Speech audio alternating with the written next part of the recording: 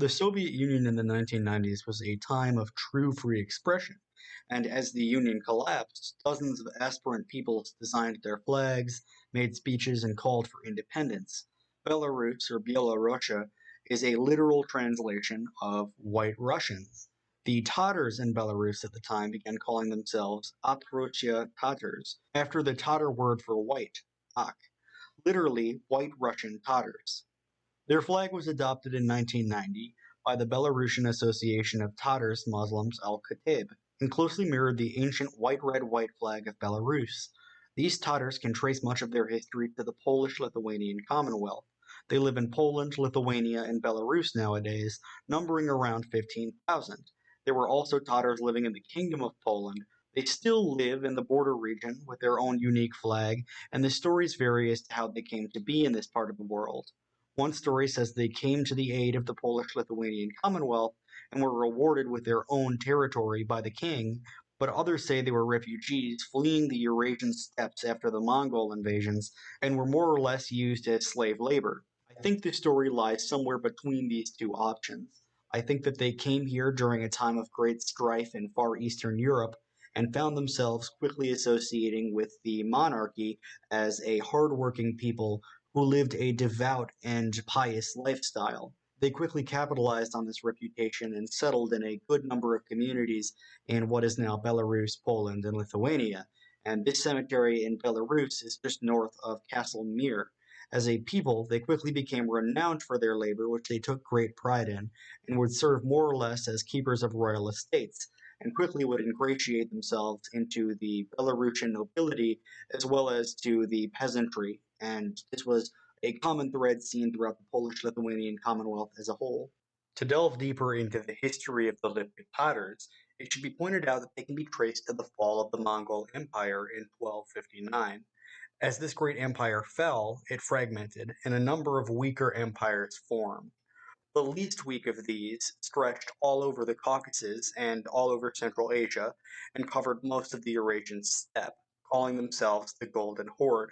By 1382, this horde had sacked and burned Moscow, reasserting Mongol influence over the Russian state. 17 years later, one of the most powerful factions within the Golden Horde, a horde called the White Horde, and led by Khan Toktamish, migrated west. They had attempted to usurp power from the Tatar warlord of the Golden Horde, Tamerlane. The remnants of the White Horde migrated to the Duchy of Lithuania and was granted status on noble estates provided they could work.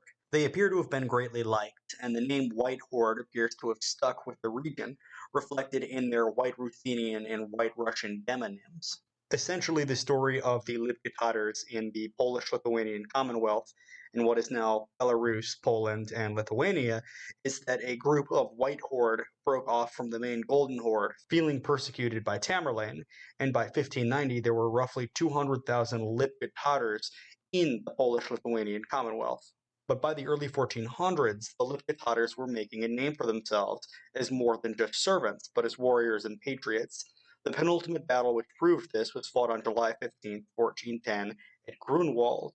The Tatars sided with the Polish kingdom to defeat 27,000 Teutonic knights and permanently checked their seizure of Polish territory. In a remarkable moment of history, the Lipka present at this battle were led by Jalal al-Din, the son of the same leader of the White Horde which brought their people to the Grand Duchy of Lithuania in the first place, seeking refuge from Tamerlane and the Golden Horde.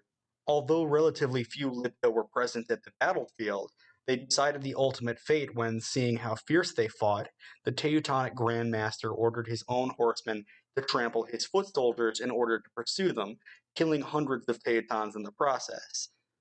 My main concern here is the Tatars of Belarus, but the history of Belarus is always linked to the Polish-Lithuanian Commonwealth.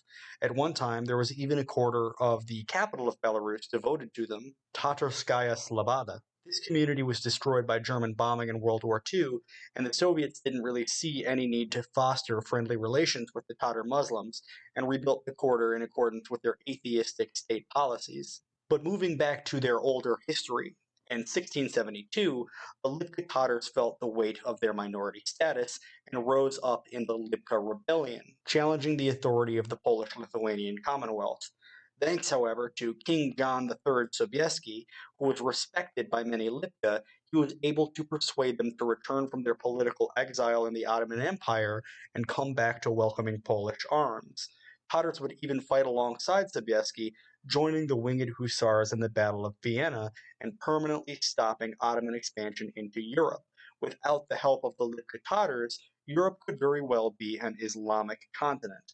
At this point in their history, the Lipkas identified more strongly with European cultural values than they did with Eastern cultural values and with the Ottoman Empire. And they continued in their capacity as fierce warriors right up to modern times.